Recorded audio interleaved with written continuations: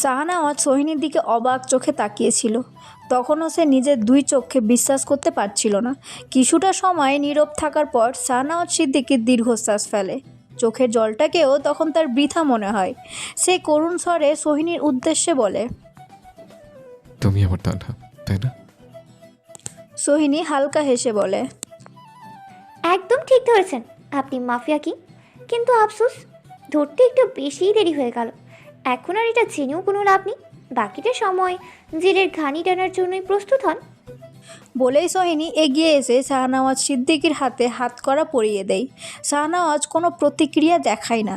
হাতকড়া পরানোর পর সোহিনী আলতো হেসে বলে, কি ভেবেছিলেন এত এত অন্যায় করে পার পেয়ে যাবেন? খুব অহংকার ছিল না আপনার, যে কোনো দিন আইন আপনার অবধি পৌঁছাতেই পারবে না?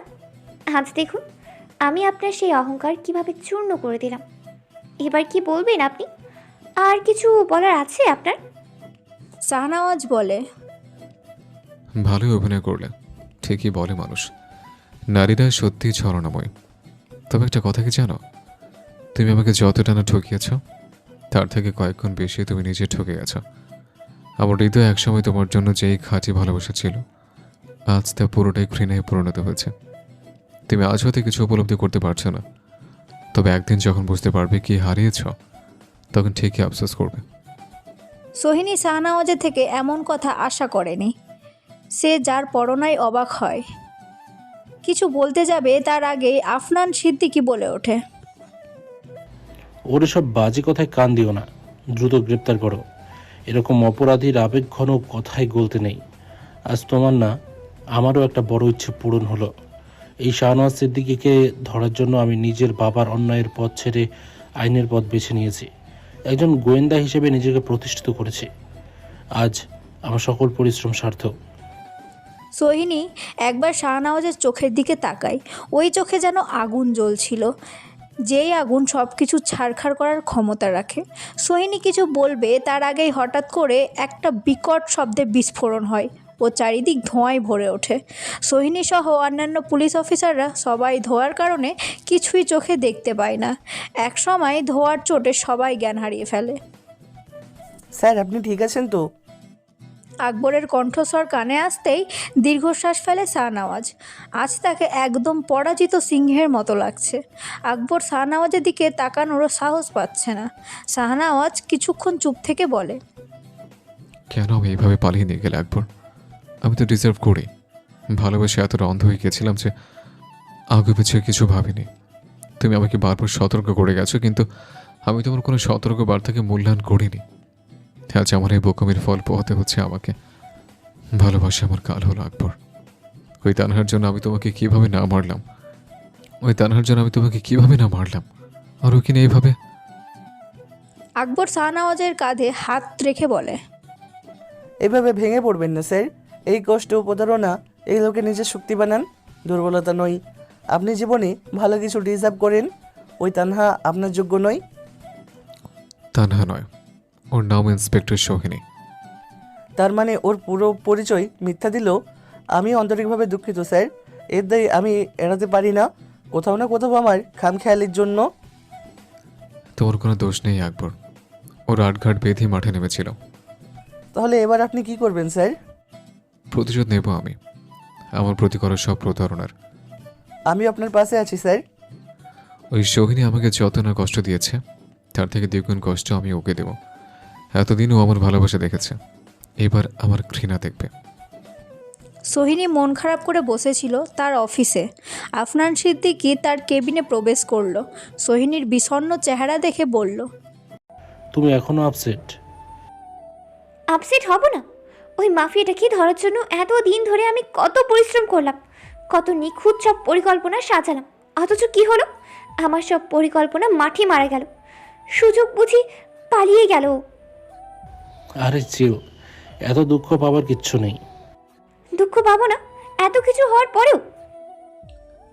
আফনান আচমকা সোহিনীকে কাছে টেনে নিল, অতঃপর বলল, এসব পরে ভাবা যাবে। অনেকদিন তোমায় কাছে পাইনি। আজ চলো দুজনে একটু রোমান্টিক হই। সোহিনী আফনানকে ঠেলে দূরে সরায়। তার ভীষণ অস্বস্তি হচ্ছিল। সে বলে ওঠে, আমার এখন এসব ভালো লাগছে না আফনান। কি হলো সোহিনী, তুমি এমন ওভার রিয়েক্ট কেন করছো? ভুলে গেছো আমরা বিগত 2 বছর ধরে রিলেশনে আছি? এর আগেও তো আমরা বহুবার ক্লোজ হয়েছি, কিন্তু তুমি তো তাতে কোনো আপত্তি করোনি। তাহলে আজ কেন করছো? সোহিনী ধমকায়, আসলেই তো আফনানের সাথে তো তার অনেক বছরের পুরনো সম্পর্ক। তাদের একসাথে কত সুন্দর মুহূর্ত আছে। কখনো তো তার এমন অস্বস্তি হয়নি। তবে আজ কেন হচ্ছে? সোহিনী দু চোখ বন্ধ করলো। সাথে সাথেই তার মস্তিষ্কে শাহনওয়াজ সিদ্দিকীর ছবি ভেসে উঠল। সোহিনী থমকালো। দ্রুত এক ঢোক পানি গেল। আফনান সিদ্দিকী নীরব চোখে সবটা পর্যবেক্ষণ করলো। সোহিনী নিজের মাথা চাপড়ে বলল, এটা হতে পারে না। এটা আমি কিভাবে করতে পারি? এই কেমন অনুভূতি খেলা করছে আমার মনে? কেন আমি ওর কথা ভাবছি? I need some time to hang over. শাহনওয়াজের আপাতত কিছুদিন গা ঢাকা দেওয়া প্রয়োজন। তাই সে চট্টগ্রাম শহর থেকে অনেক দূরে চট্টগ্রামের রাউজানের অন্তর্ভুক্ত ছোট একটি গ্রামে গেল। আকবরের এক সুসম্পর্কের আত্মীয়ের বাসা এই গ্রামে। আকবরই শাহনওয়াজকে নিয়ে এলো এই গ্রামে। গ্রামের নাম কুসুমপুর। গ্রামে পৌঁছে যেতেই আকবর শাহনওয়াজকে অভয় দিয়ে বলল, এই গ্রামটা অনেকটা সুরক্ষিত, কেননা এটি বেশ প্রত্যন্ত এলাকায়। তাছাড়া এখানে তেমন বাইরের লোকজনেরও আনাগোনা নেই।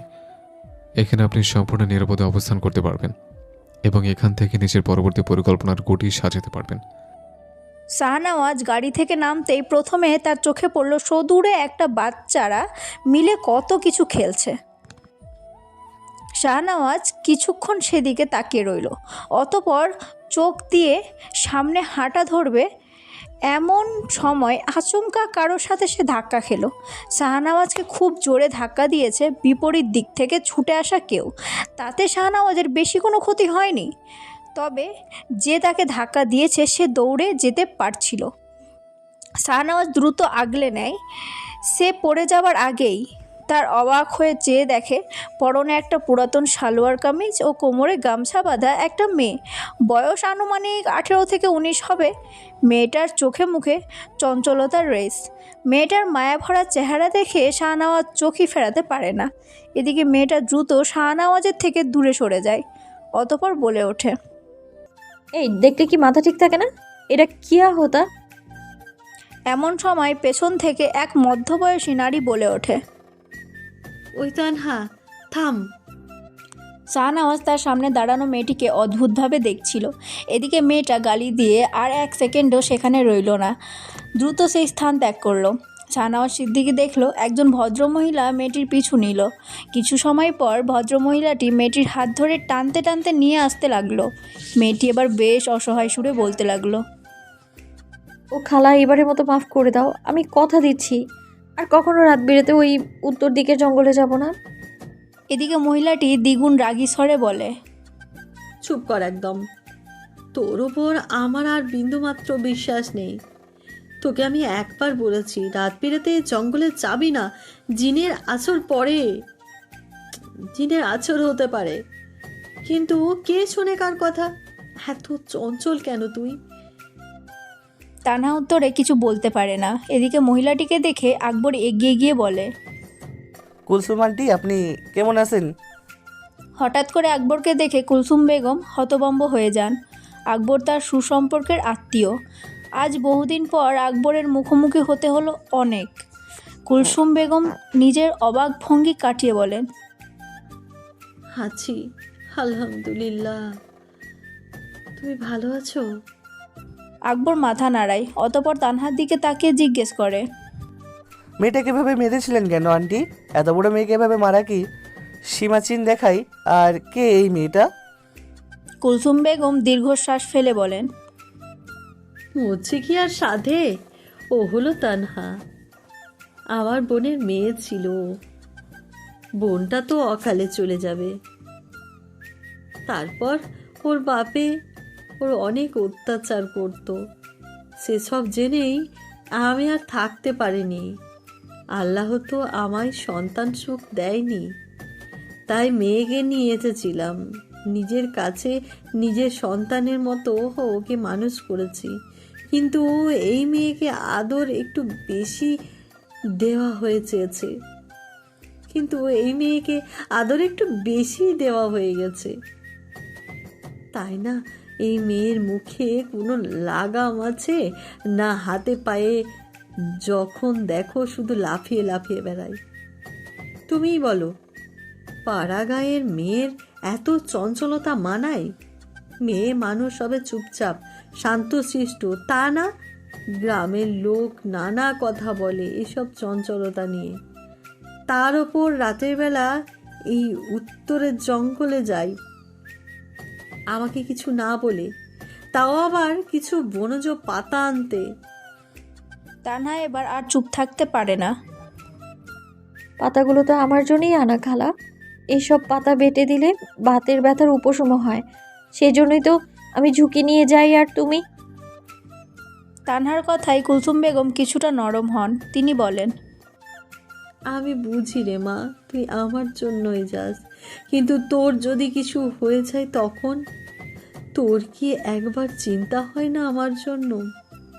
তোর তো মাথা খারাপ, যে কোনো বিপদ ঘটাতে পারিস। এই রাতের বেলায় তুই আমাকে কিছু না জানিয়ে এমন একটা জায়গায় গেছিস যেখানে মানুষ দিনের আলোতে ভয়ে যায় না। তানহা তার খালার দিকে অসহায়ভাবে তাকায়। কুলসুম বেগমের রাগ কমে এসেছে দেখে সে একটু সাহস পায়। সে আকবরের দিকে তাকিয়ে বলে, আমি তো সত্যি কথাই বলছি, আমি আমার খালার জন্য গিয়েছিলাম। আকবর তার দিকে তাকিয়ে মৃদু হাসে। সে বুঝতে পারে মেয়েটি ভীষণ সরল। এই মেয়ে শহরের কপটতা থেকে অনেক দূরে। আকবর কুলসুম বেগমকে বলেন, আন্টি, ও তো আপনার জন্যই ঝুঁকি নিয়েছে, আপনি বরং ওকে ক্ষমা করে দিন। কুলসুম বেগম দীর্ঘশ্বাস ফেলে। তিনি তানহার হাত ছেড়ে দেন। তানহা তার হাত ঝেড়ে দেয় এবং একটু দূরে গিয়ে দাঁড়ায়। কুলসুম বেগম আকবরের দিকে ফিরে বলেন, তোমার সাথে কে এসেছে? তোমার সাথে যে ভদ্রলোকটি আছে তিনি কি শহরে থাকেন? আকবর শাহনওয়াজের দিকে ইশারা করে বলে, উনি আমার বন্ধু, শহরেই থাকেন। ওনার শরীরটা খারাপ, তাই একটু গ্রামের শান্ত পরিবেশে থাকতে এসেছেন। কুলসুম বেগম শাহনওয়াজের দিকে ভালো করে তাকান। শাহনওয়াজের চোখে মুখে একটা ক্লান্ত অবসাদগ্রস্ত ভাব। তিনি বুঝতে পারেন এই মানুষটি হয়তো অনেক কষ্ট পেয়েছে। গ্রামের মানুষরা সহজে অতিথিদের প্রতি বিরূপ হয় না, তাই তিনি শাহনওয়াজকে তাদের বাড়িতে থাকতে বলেন। আকবর অবাক হয়ে যায়। সে কুলসুম বেগমকে বলে, আন্টি, আমরা কি এখানে থাকতে পারি যদি আপনার খুব বেশি অসুবিধা না হয়? কেন পারবেন না? আমাদের বাড়িটা কি এত ছোট? আমাদের তো বেশ বড় বাড়ি। আমার বাড়িতে থাকার জায়গার অভাব নেই। আকবর আর কিছু বলতে পারে না। শাহনওয়াজও চুপ করে থাকে। সেও বুঝতে পারে কুলসুম বেগম কত ভালো মনের মানুষ। তিনি কোনো কিছু না ভেবেই অপরিচিত একজনকে তার বাড়িতে থাকতে বললেন। কুলসুম বেগম তানহাকে বলেন, যা তানহা, ওদেরকে আমাদের বাড়িতে নিয়ে যা। তানহা অবাক হয়ে যায়। সে বুঝতে পারে না কি করবে। তার খালা হঠাৎ করে অপরিচিত লোকজনকে বাড়িতে নিয়ে যেতে বলছেন। তানহা একটু ইতস্তত করে, কিন্তু তার খালার কঠোর দৃষ্টি দেখে সে আর কিছু বলে না। সে চুপচাপ কুলসুম বেগমকে অনুসরণ করে। শাহনওয়াজ এবং আকবর কুলসুম বেগমের বাড়িতে আসে। বাড়ির চারপাশে গাছপালা আর সবজি বাগান।